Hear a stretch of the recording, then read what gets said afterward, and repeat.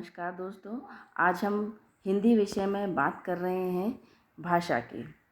भाषा शब्द भाष धातु से बना है। भाष शब्द का अर्थ है कहना। भाषा के दो रूप हैं, मौखिक और लिखित। भाषा की सबसे छोटी इकाई की अगर बात करें तो भाषा की सबसे छोटी इकाई है ध्वनि। वहीं जब हम भाषा की सबसे छोटी लिखित इकाई पर पूछें तो उसे वो है वर्ण। भाषा की सबसे छोटी सार्थक इकाई शब्द और भाषा की पूर्ण इकाई है वाक्य। हमारा जो क्रम बनता है वो वर्ण, शब्द, फिर वाक्य, अनुच्छेद, लेख, निबंध इस प्रकार का होता है। अब सबसे पहले हम बात करेंगे वर्ण विचार पर। वर्णों का सबसे पहले जो हमारी वर्ण विचार की जब हम बात करते हैं तो वर्णमाला आती है और वर्णों का जो व्यवस्थित क्रम है उसी को हम वर्णमाला कहते हैं। हमारी वर्णमाला में दो प्रकार के वर्ण हैं, स्वर और व्यंजन। स्वर 11 हैं। अब वो 11 स्वर कौन कौन से हैं? आ, ई, उ, री, ए, ऐ, ओ, औ। स्वर 11 हैं और मात्राएं 10 होती हैं। आ एक उदासीन स्वर है, उसकी अपनी मात्रा नहीं है। अब हम व्यंजन पर आते हैं। हिंदी वर्णमाला में 5 वर्ग होते हैं। ये 5 वर्ग हैं: का वर्ग, चा वर्ग, टा वर्ग, ता वर्ग और पा वर्ग।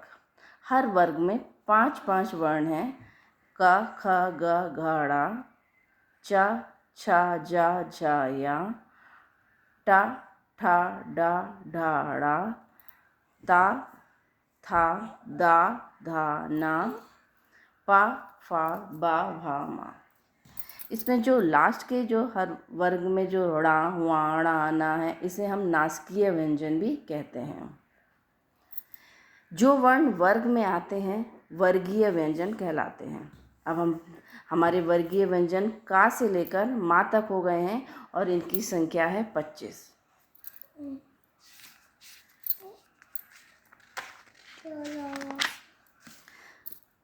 वर्गीय व्यंजन को स्पर्श व्यंजन भी कहते हैं, यानी कि जो 25 वर्गीय व्यंजन हैं उन्हें स्पर्श व्यंजन भी कहा जाता है।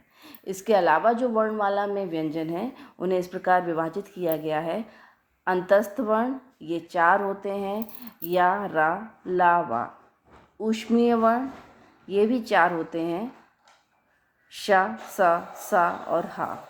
संयुक्ताक्षर भी 4 हैं, छ, त्र, ज्ञ, श्र और अयोगवाह हैं 2, अंग, आह। उच्छिष्ट वर्ण 2 हैं और पढ़ाई वाला ड़ा, पेड़ वाला ड़ा।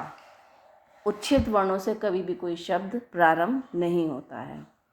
अब जो हमारे संयुक्ताक्षर हैं वो किन अक्षरों के वर्णों के मेल से बने हैं? छा बना है का और शा से, त्रा बना है ता और रा से, ज्ञा बना है जा और वा से, श्रा बना है शा और रा से। इस प्रकार हमारी वर्णमाला में कुल 52 वर्ण हैं।